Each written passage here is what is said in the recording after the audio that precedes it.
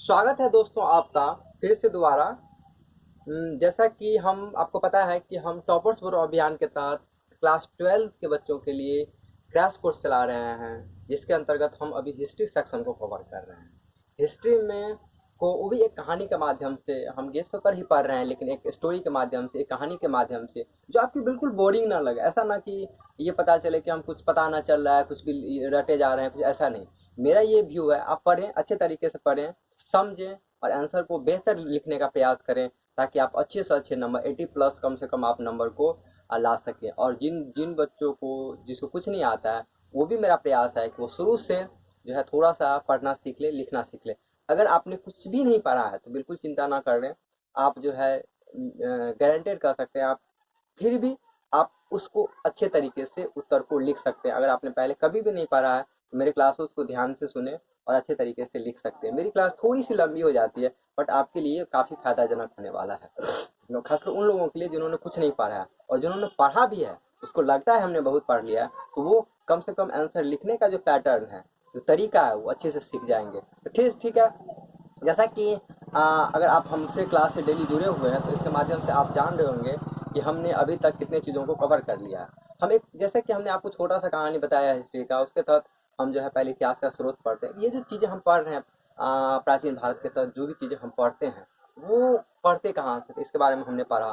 फिर हमारा जो कैसे कैसे इतिहास का शुरुआत होता है, इसमें हमने थोड़ा सा पाषाण काल का, आपके सिलेबस में पाषाण काल का क्वेश्चन नहीं आता है, बट हमने थोड़ा सा स्टोरी आपको बता दिया पाषाण काल का क्या है। पाषाण काल खत्म होते ही फिर वैदिक सॉरी सिंधु घाटी सभ्यता का शुरुआत होता है। और सिंधु घाटी जो सिंधु नदी के आसपास होता है, वो सभ्यताएं फिर खत्म हो जाती है। सभ्यता खत्म होने के बाद में सारे खत्म हो जाते हैं।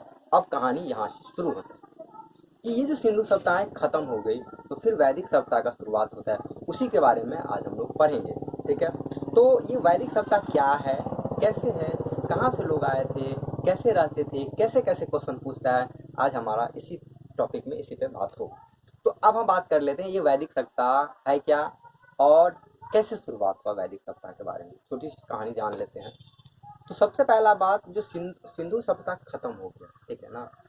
तो सिंधु सभ्यता के खत्म हो गया, बहुत उसका कारण भी हमने आपको बता दिया, उसका पूरा हमने डिटेल बता दिया, थ्योरी से लेकर 2 मार्क 5 नंबर क्वेश्चन। इससे ज़्यादा क्वेश्चन आपको नहीं आएंगे। ठीक है, पूरा तैयार कर लेंगे, आपका क्वेश्चन अच्छे से उसमें आ जाएगा। दूसरा बात, सिंधु घाटी सभ्यता खत्म हो गया तो क्या हुआ ना, कि जैसे कि पता है कि वैदिक अ, ये थोड़ी सी अलग जगह का कहानी है। तो वैदिक सप्ताह में जो बाहर से लोग आए, ठीक है ना, वो रहना शुरू की। ठीक है, कहाँ पे, भारत के पश्चिमी क्षेत्र, भारत के पश्चिमी क्षेत्र, जैसे पंजाब का एक क्षेत्र है, हरियाणा का कुछ क्षेत्र है, वहाँ पे रहना शुरू की। तो अब रहने के कारण क्या होता है कि चूंकि भारत, एक चीज हमेशा आप भारतीय इतिहास में पढ़ेंगे कि भारत को उसने क्यों चुनता, कि भारत पहले से समृद्ध रहा है। क्योंकि भारत का जो मिट्टी है, भारत की जो क्षेत्र है, भारत का जो वन है, भारत की जो फसल होने का जो था, तो वो बहुत ज्यादा हमारे भारत में उपलब्ध था। तो बाहर से लोग करते थे, रहते थे यहाँ पे, और यहाँ पे बसते थे। तो यहाँ कहा जाता है कि मध्य एशिया से भी पहले लोग, कहा जाता है यूरेशिया से कुछ लोग मध्य एशिया आए। जैसे कि साक्ष्यों से पता चलता है, एग्जैक्ट क्या है जानकारी कोई नहीं जानता है, लेकिन हिस्टोरिकल जो मानते हैं, जो इतिहासकार मानते हैं, यूरेशिया से क्या हुए, यूराल पर्वत यूरेशिया से कुछ लोग आए, मध्य एशिया में रहना शुरू किया। मध्य एशिया से फिर जो है धीरे धीरे जो है पश्चिमी भारत में आना लोग शुरू किए, यहाँ पे आक्रमण किए। मैंने पहले जो हमारे पास जो वंशज थे, उसके साथ जो भी कुछ लोग बच गए होंगे सिंधु सभ्यता, या पुरानी कुछ लोग होंगे, तो आर्य लोग यहाँ आना शुरू किए, उनसे युद्ध हुआ, फिर जो है यहाँ वो धीरे धीरे से रहने का शुरुआत कर दी। हम लंबा स्टोरी नहीं खींचेंगे, थोड़ा सा स्टोरी बना देते समझिए, ताकि आप फिर हम पढ़ाएंगे तो आपको थोड़ा समझ में आए। तो क्या हो, इस तरह से वैदिक सभ्यता की शुरुआत होता है, लोग आना शुरू करते हैं, आर्य लोग धीरे धीरे विकसित होते हैं। विकसित होते होते जो है फिर पढ़ाई होता है, फिर किताबों का निर्माण होता है, फिर वेदों का निर्माण हो जाता है, जिसके तहत हम सारी चीज़ों को पढ़ते हैं। फिर उसी में 2 काल आ जाता है आपका, उत्तर ऋग्वैदिक काल, उत्तर वैदिक काल। तो इस सारी चीज़ों के बारे में हम थोड़ा सा पढ़ेंगे, थोड़ा सा शॉर्ट में, क्योंकि आप लोग ज़्यादा पढ़ा देते हैं तो मुझे लगता है थोड़ा सा ज़्यादा आप बोरिंग हो जाते हैं। बट ठीक है, हम स्टोरी थोड़ा सा जानना जरूरी होता है। बट हम जानते हैं आपका एग्जाम है, लेकिन थोड़ा स्टोरी आप जान लेंगे तो आप आंसर को अपनी भाषा में लिख सकते हैं। तो आज हम थोड़ा सा बैकग्राउंड पढ़ते हैं कि और क्वेश्चन कैसे का, ये थोड़ा सा बैकग्राउंड है आपका वैदिक सप्ताह की। छोटा सा समझिए क्या हुआ, लोग बाहर से आए, ऐसे समझिए, आपको उससे क्वेश्चन स्पेशली नहीं आता है कि बाहर से आए। ठीक है, वो लोग जो है पश्चिमी भारत में बसना शुरू किए, स्पेशली बहुत लोगों का जो है सबसे सम्मानित जो है मानता है वो है कि जो मध्य एशिया से आए और फिर जो है आपको पश्चिमी भारत में बसना शुरू किया और धीरे धीरे धीरे ये फैलता चला गया। इस तरह से फैला गंगा के आसपास के क्षेत्र को फैलता गया, क्योंकि गंगा ही है। आपने पहले पढ़ा होगा कि सिंधु घाटी सभ्यता में क्या होता है ना कि सिंधु नदी के आसपास सभ्यताएं बसी, तो सभ्यताएं का जो पहला मेन जो विकास होता है ना आपको नदी के आसपास ही होता है। जैसा कि उसके कारण हमने आपको पहले बताया था, आपको भोजन चाहिए, पानी चाहिए, कुछ भी चाहिए ना, तो पानी के बिना कुछ संभव नहीं है। जैसे आज है, आप पानी के बिना है, नहाना है, कोई भी काम करना है, पशु को पिलाना है तो आपको पानी चाहिए। तो उस टाइम में मोटर से तो पानी आता नहीं था, पानी तो आता था आपको नदी से ही, और उसमें स्वच्छ जल, गंगा का कितना स्वच्छ जल, उसी के आसपास लोगों का बसना शुरू हुआ, फिर धीरे धीरे विकसित हो गया, एक सभ्यता फिर से शुरुआत हुआ। एक्चुअली देखिए, आपने हड़प्पा में जो पढ़ा, जो खुदाई हुई, तो उससे पता चलता है ईंटें मिले, मनके मिले, और इतने सुंदर सुंदर जो चीजें मिली वो काफी विकसित सभ्यताएं थी। लेकिन वैदिक काल की जो शुरुआत हुई थी, ग्रामीण सभ्यता का शुरुआत हुआ, फिर से जो है एक कबीले में लोग रहते थे, उससे विकसित होता गया, और जो है छोटा छोटा घर बना के गाँव में लोग रहना शुरू किए, जो साक्ष्य मिलता है। कुछ लोग पहाड़ में रहते थे, इस तरह से धीरे धीरे विकसित हुआ, फिर किताबों का निर्माण हुआ, फिर वेदों का निर्माण हुआ, फिर धीरे धीरे करके इस तरह से वैदिक काल से लेकर उत्तर वैदिक काल तक हमारा समय चलता गया। इस तरह से विकास का क्रम होता है वैदिक सभ्यता, मानी फिर से हम शुरुआत करते हैं तो आपका वैदिक कल्चर में। तो ये बात, उसी क्रम में हम दो तीन बातें जान लेते हैं। पहला कि वैदिक सप्ताह में दो बातें जानी है कि वैदिक सप्ताह का को दो भागों में बांटा गया, ठीक है। वैदिक सप्ताह का दो भाग, एक क्या है कि ऋग्वैदिक काल और उत्तर वैदिक काल। ऋग्वैदिक काल जो वैदिक सप्ताह की प्रारंभिक जो काल होते हैं उसको हम लोग ऋग्वैदिक कहते हैं, उत्तर और उसके बाद के जो काल होते हैं इसमें काफी अंतर पाया गया।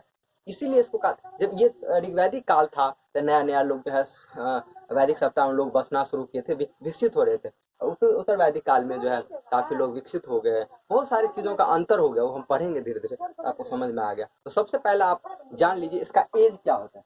जब हम, जैसे कि हमने आपको कहा कि 2500 से लेके लोग 1500 ईसा पूर्व के आसपास लोग सिंधु घाटी सप्ताह का मानते। इसके बाद वैदिक सप्ताह का शुरुआत होता है, तो 1500 से लेके 1000 तक जो है माना जाता है कि ऋग्वैदिक कालों का विकास हुआ। ऋग्वैदिक काल के बाद जो है फिर उत्तर वैदिक काल का विकास होता है, जो 1000 से लेके आपको 600 ईसा पूर्व तक इसकी कहानी होती है। इसके अंतर्गत क्या होता है कि आप उत्तर वैदिक काल में 1000 से लेके 600 ईसा पूर्व, इसके बाद जो है मौर्य काल का विकास होता है। इस तरह से कहानी चलता है। तो ये पहला बात समझिए, वैदिक सप्ताह में ऋग्वैदिक काल है, उत्तर वैदिक काल है। इसके बाद आप समझिए, जैसे कि हमने कहा था भारत में आर्य आए रहना शुरू किए, इसकी जानकारी कहाँ से मिली। तो पहला बात, ऋग्वेद जो हमारे यहाँ वेदों में जो सबसे प्राचीनतम ग्रंथ है, ये क्वेश्चन भी आता है। तो भारत में आर्यों की जो जानकारी होती है ऋग्वेद से मिलती है, ठीक है ना। ये गंगा, ये इसका पार्ट है, ठीक है ना, ये समझ लीजिए, इसका स्क्रीनशॉट बाद में आप ले लीजिएगा। समझा देते हैं, पहले भारत में आर्यों की जानकारी होती है ऋग्वेद से मिलती है। ऋग्वेद जो है सबसे पुराना हमारा ग्रंथ है। जो हमारे पास 4 वेद है ना, फिर अब आगे बता देते हैं कि 4 वेद हैं भारत। जैसे ये सब सारी जानकारियां होती है ना, आप पूछेंगे ना कहाँ से मिला, अरे हम पढ़ते कहाँ से है सब। तो इसीलिए वेदों का, पुराणों का इतना महत्व है हमारे यहाँ। तो सिंधु घाटी, जैसा कि हमने आपको कहा था, सिंधु घाटी सप्ताह की जानकारी जो होती खुद ऐसे मिली, लेकिन इससे पहले ही ये चीज हमारे पास था। तो उससे ये हमने आपको बताया, इसलिए लोग मानते थे कि सिंधु घाटी सभ्यता से पुराना पहले लोग मानते थे वैदिक सप्ताह। लेकिन जब खोज हुआ, उसका एनालिसिस हुआ, साइंटिफिक डाटा एविडेंस कलेक्ट किया गया, मतलब साइंटिफिक तथ्यों को खोजा गया, तो पता चला सिंधु घाटी सभ्यता इससे भी पुराना, ठीक है। तो वो एक है, लेकिन इसके बारे में पहले से लोग, क्योंकि हमारे पास इसके वेदा थे, पुराण थे, इत्यादि चीजें थी, इसके आधार पर लोग समझ गए थे, इसके बारे में पहले से जानते थे। चलिए, अब हमारा बात है, भारत में आर्यों का जानकारी ऋग्वेद से मिलता है, और ऋग्वेद सबसे पुराना है। वेद चूंकि 4 है, देखिए, ऋग्वेद, यजुर्वेद, सामवेद, अथर्ववेद, ये सब 4 वेद इंपोर्टेंट वेद हैं, जिसके बारे में जो है आपको तो ज्यादा नहीं जानकारी। जैसे ऋग्वेद में क्या चीज है थोड़ा बहुत जानना पड़ता है, यजुर्वेद में क्या है, सामवेद में क्या है, अथर्ववेद में क्या है, तो थोड़ा बहुत ज्यादा एक्स्ट्रा जानकारी नहीं होता है। बस ऋग्वेद सबसे पुराना ग्रंथ है, अथर्ववेद सबसे नया ग्रंथ है। ये क्वेश्चन सब आ जाता है छोटा छोटा, तो आपको ये इस तरह से पढ़ना होगा। जैसे पुराण, इसके बाद पुराण में जैसे जानकारी मिलती है, तो पुराण में जैसे कि अलग अलग पुराण में जो हमारा वंशावली है, वो जैसे मौर्य काल का जो वंशावली है कि किस राज्य के बाद कौन सा राजा हुआ, तो इसमें पुराणों से इसकी जानकारी भी मिलती है। तो पहले ऋग्वेद, जैसे ऋग्वेद में 4 वेद हो गए, ठीक है। इसको थोड़ा सा जान लेते हैं। जैसे ऋग्वेद सबसे पुराना ग्रंथ है, ऋग्वेद है, ठीक है। जैसे आपका गायत्री मंत्र है, ओम भूर्भुवः स्वः, ये जो आप मंत्र पढ़ते हैं, ये जो है ऋग्वेद से ही लिया गया है। इसमें कहा गया है कि सूर्य देव को समर्पित है ये मंत्र, तो ये ऋग्वेद से ही लिया गया है। यजुर्वेद में जैसे मंत्र बलि वगैरह का है मंत्र मंत्र का वलि वलि वलि वगैरह का चर्चा है यजुर्वेद। सामवेद, जैसा कि नाम से भी पता चलता है, सामवेद में आपका क्या है कि गीतों का, वाद्यों का जो है आपका चलन आया है। क्या है? गीतों का जो चलन से शुरू हुआ है सामवेद में। तो इसमें क्या होता है कि हम अलग अलग अलग संगीतों का जो विकास होता है ना, वो सामवेद के बारे में पता चलता है। अथर्ववेद अंतिम वेद है, जिसमें जादू टोना भूत प्रेत इत्यादि कहानियां जो है अथर्ववेद से मिलती है। तो ये मोटा मोटी इतना जानकारी रखेंगे। और सबसे पुराना, सबसे नया ऋग्वेद, और सबसे जो है पुराना जो है आपका जो है अथर्ववेद है। तो इतना हम जान लेंगे वेदों के संबंध में। पूरा पुराण में टोटल देखिए 18 पुराण है, ठीक है। वो 18 पुराण में जो है ये जो 4 पुराण है, ये राजाओं की जो वंशावली, ये जो पुराण 1 2 3 4 5 5 पुराण, जैसे मत्स्य पुराण, वायु पुराण, विष्णु पुराण, ब्राह्मण पुराण, भागवत पुराण, इस पुराण से राजाओं की वंशावली मिलती है। वंशावली का अर्थ होता है कि राजाओं का जो क्रम होता है आपका, क्रम का मतलब हुआ कि ये जो राजा जो है एक साथ जो है किसके बाद क्या आए नहीं आए, इसको हम बोलते हैं क्रम। तो ये जो क्रम जो है ये इन पुराणों से मिलता है। जैसे मत्स्य पुराण सबसे पुराना पुराण है। ये जो है कुछ चीजें आपको जाननी चाहिए कि पुराणों में जो सबसे हमारा पुराण है ये मत्स्य पुराण है। पुराणों में सबसे प्राचीन और प्रामाणिक पुराण जो है मत्स्य पुराण को कहा जाता है। ये इतना चीज आपको जानना होगा, ठीक है। पुराण हो गया इस तरह से। इसके अलावा क्या होता है ना कि कुछ जानकारी हमको रामायण महाभारत से मिलती है, जिसमें अक्सर क्वेश्चन उससे भी आता है। तो इसके बारे में थोड़ा सा हम बताते हैं आपको कि रामायण महाभारत, स्पेशली महाभारत का, रामायण सॉरी, रामायण के बारे में, ठीक है। राम की जो चर्चाएं होती है वो भी वैदिक काल का ही एक पार्ट है, लेकिन ज्यादा आपका क्वेश्चन फोकस करता है आपका महाभारत पे। तो महाभारत को थोड़ा हम चर्चा कर लेते हैं कि महाभारत में जो कहानियां प्रचलित है उससे क्वेश्चन आता है वंशावली से। ध्यान से समझिए ये चीजें, ठीक है। इस इतना के आसपास आपका क्वेश्चन टकरा दे। इसके बाद महाभारत में जो क्वेश्चन आते हैं ना वो वंशावली पे आते। एक बार हम वंशावली को देख लेंगे और थोड़ा सा और हमको वहां पे आपको हम टिक भी कर देंगे क्वेश्चन आता कहाँ है। आपको पूरा को एक बार लिखना है, एक बार समझना है, और इसके थोड़ा सा ध्यान से समझिएगा। और इसको क्या करना है, उसमें जहां जहां हमको टिक करेंगे उसको आपको पॉइंट को याद कर, पूरा याद नहीं करना है, आपको बस समझ लेना है। ये फैमिली चार्ट, फैमिली चार्ट का मतलब होता है कि जैसे आपके दादा परदादा उसके ऊपर कौन थे, कहाँ से शुरुआत हुआ वंशज का, इसके बारे में थोड़ा सा जानेंगे इतिहास। और कहाँ कहाँ से क्वेश्चन आता है उसके बारे में थोड़ा सा हम जान लेंगे, ताकि आपका कोई भी क्वेश्चन आता है फिर आपको हम ऑब्जेक्टिव वाले पैटर्न में बताएंगे क्वेश्चन कहाँ कहाँ था। ठीक है, ये हो गया। चलिए अब हम बात करते हैं कि ये जैसे हमारा भारत प्यारा भारत देश जो है किसके नाम से पड़ा है। तो जैसा कि हम आपने पता है ये भारत जो है भारत वंशों के नाम से पड़ा है। एक चीज हमने आपको बताना थोड़ा सा भूल गए थे कि जैसे यहाँ आर्य, हमारे पता है कि भारत का नाम आर्यावर्त भी है। आर्य आर्यों आर्य आर्य शुरू में आए, कंसेप्ट कैसे समझना होता है। आर्य शुरू में आए, यहाँ रहना शुरू किए, जितना शुरू किया उसका नाम काफी फेमस हो गया। तो आर्य जो है इतना फेमस हो गया, इसी के नाम पे आर्यावर्त हो गया। एक हमारा नाम आर्यावर्त है। दूसरा है भरत वंश। तो भरत वंश में आगे चलते चलते यही जो आर्यों जो है, आर्यों का जो एक वंशज था जिसको कुरु वंशज बोलते हैं। तो कुरु वंशज में राजा हुए भरत, वो काफी प्रतापी राजा। अब क्या होता है कि नाम के पीछे तो कारण होना चाहिए। तो भरत काफी प्रतापी, काफी फेमस, जिसका राज काफी दूर तक फैला हुआ, इसीलिए इसके नाम से हमारा भारत देश पड़ गया। तो ये भरत जो है कुरु वंशज थे, जो जिसके नाम पे भारत बना। अब यहाँ से कहानी शुरू, थोड़ा सा कहानी बैकग्राउंड जानते हैं कि कैसे जो है ये जो यहाँ करके आपने अर्जुन भीम नकुल इत्यादि के बारे में जो कहाना सुना होगा, महाभारत के जो खिस्साएं सुनी होगी, तो इसके बारे में थोड़ा सा हम जान लेते हैं ताकि आप क्वेश्चन भी बन जाए थोड़ा कहानी। तो ये कहानी ये है कि जैसा कि मोटा मोटी तौर पे बहुत सारा उसमें उसके भी पीछे है, लेकिन उतना हमको पीछे नहीं जाना, हमको क्वेश्चन पे हिट करना है, कुछ पॉइंट को समझना है। तो भरत से शुरुआत होता है कि हमारे यहाँ थोड़ा भरत ज़्यादा फेमस राजा हुआ करता है।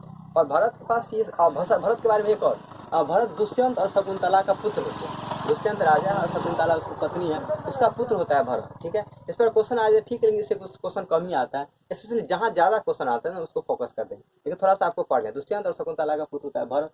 भरत जो होता है, भरत काफी प्रतापी राजा है। उसके बारे में कहा उसके 9 पुत्र थे। क्या थे? 9 पुत्र। थोड़ा कहानी से 9 पुत्र। लेकिन दिक्कत क्या था कि पहले यही वैदिक काल में हम पढ़ेंगे कि वैदिक काल में जैसे कि लोगों का, अभी समझ लीजिए पॉइंट हम छोड़ देते कि ऋग्वैदिक काल में अंतर क्या था। लोग जो पूजा पाठ इत्यादि वगैरह जो करते थे, जैसे हमारे जो जाति का जैसे निर्धारण था, जैसे आज जो हम जाति प्रथा कहते हैं, तो वो ऋग्वैदिक काल में नहीं था। लोग कर्म के नाम पे जानते थे, कर्म के नाम पे। जैसे आप पंडित हैं, आप किसी भी परिवार का पंडित हो, तो जैसे आप ब्राह्मण है, ब्राह्मण का बेटा ब्राह्मण ही होगा, क्षत्रिय का बेटा क्षत्रिय होगा, अगर नीचे जाति का आप उसका बेटा वैसा ही होगा। ऐसा ऋग्वैदिक काल में नहीं था। यही आते आते उत्तर वैदिक काल में ये चीजें हो गई। ठीक है ना, तो ये चीजें ऋग्वैदिक के बाद ये ट्रांसफॉर्मेशन क्यों, कैसे बदलाव आया, इसके बारे में हम डिटेल से पढ़ेंगे, ठीक है ना। वो तो कंपटीशन वाले बैच में पढ़ते, लेकिन ये बदलाव आया, इतना समझ लीजिए, ये बदलाव आया। उसी के क्रम में क्या हुआ कि धीरे धीरे धीरे धीरे क्या हुआ कि राजा, जैसे भरत के बारे में कहा जाता है, भरत जो है एक्चुअली राजतंत्र से ज्यादा जो है गणतंत्र का वैल्यू देते थे। वो सोचते थे जो योग होगा उसी को राजा देंगे, सुनिए ध्यान, जो योग होगा उसको राजा बनाएंगे। तो इसके 9 पुत्र होने के बाद भी जो है भरत जो है उसको राजा नहीं बनाते अपने पुत्रों को। इसकी माँ कहती भी है कि तुमने बहुत गलती किया, अपने पुत्र को राजा नहीं बनाया। तो उसका कहना होता है देखिए हमारा सारा का सारा प्रजा पुत्र है, इसीलिए जो है उसमें जो है किसी को हम राजा बनाएंगे, तो जो योग होगा उसी को राजा। इसके अंतर्गत क्या होता है आपको कि क्या भारद्वाज का पुत्र अभिमन्यु को फिर वो राजा बनाता है।